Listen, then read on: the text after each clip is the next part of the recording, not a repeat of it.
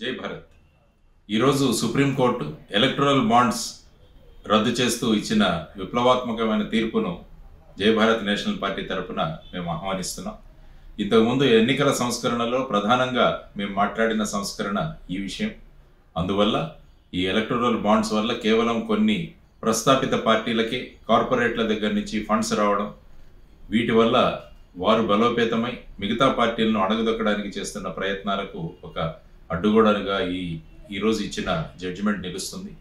Supreme court ముఖ్యంగా ఇది quid pro quo arrangement అని చెప్పారు. అంటే ఈ కార్పొరేట్లు వీళ్లకు డబ్బులు ఇచ్చి వీళ్ళ ప్రభుత్వాలు వచ్చిన తర్వాత వాళ్ళ ద్వారా పనులు చేయించుకోవడానికి ఇస్తున్న డబ్బులు ఈ మొత్తం నాకు ఇది మీకు అది అన్న విధంగా క్విడ్ ప్రోకో జరుగుతోంది. కాబట్టి దీన్ని రద్దు చేస్తూ ఇంకొక ముఖ్యమైన విషయం ఏంటంటే ఇప్పటి వరకు వచ్చిన డబ్బులన్నింటినీ కూడా ఎవరైతే ఇచ్చారో వాళ్లకు మళ్ళా తిరిగి ఇవ్వవలసిందిగా కూడా సుప్రీంకోర్టు ఇవ్వడం చాలా గొప్ప విషయం.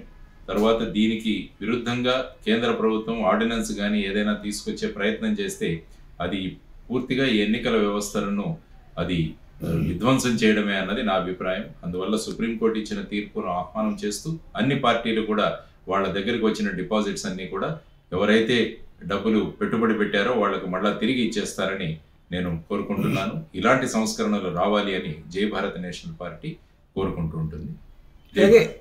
అలాగే సుప్రీం సిజే గారు ఇది ఒక సాహసోపేత నిర్ణయం అంటారు. సాహసోపేత నిర్ణయం ఖచ్చితంగా. ఎందుకంటే సుప్రీంకోర్టు ఉన్నది సాహసాలు చేయడానికి. సుప్రీంకోర్టు కనుక సాహసం తీసుకోకుంటే ఇంకెవరు దేశంలో సాహసం చేయగలరు? అందువల్ల ఇంకా సంస్కరణలు రావాలని మేము కోరుకుంటాం. పెద్ద పెద్ద సభలకు పర్మిషన్లు ఇవ్వకూడదు, డోర్ టు డోర్ క్యాంపెయినింగ్ మాత్రమే ఉండాలి. తర్వాత టీవీలో ఉన్న సమయాన్ని కూడా అందరికీ సమానంగా ఇవ్వాలి. ఎందుకంటే ఈ మధ్య పార్టీలు కొన్ని టీవీ ఛానళ్ళని వాళ్ళ ఛానళ్లుగా వాళ్ళ గొంతులుగా వినియోగించుకుంటున్న ఈ సమయంలో సుప్రీంకోర్టు ఈ విషయంగా కూడా అందరికీ సమానమైన బ్రాడ్కాస్టింగ్ టైం వచ్చేటట్టు కూడా చూడడం చాలా అవసరం. ఈ విధమైన మార్పులు తీసుకొచ్చి ఎన్నికల సంస్కరణలు వచ్చినప్పుడే ఈ వ్యవస్థ మీద ప్రజల యొక్క నమ్మకం బలపడుతుంది. ఆ తర్వాత ఎన్నికలు కూడా సజావుగా జరిగి ప్రజాస్వామ్యం మీద ప్రజల యొక్క అభిప్రాయం కూడా బలోపేతం అవుతుంది. ఇది చేయాల్సిన బాధ్యత మన అందరి మీద ఉంది. కాబట్టి ఈ ఓటు హక్కు అన్నది చాలా పవిత్రమైనది.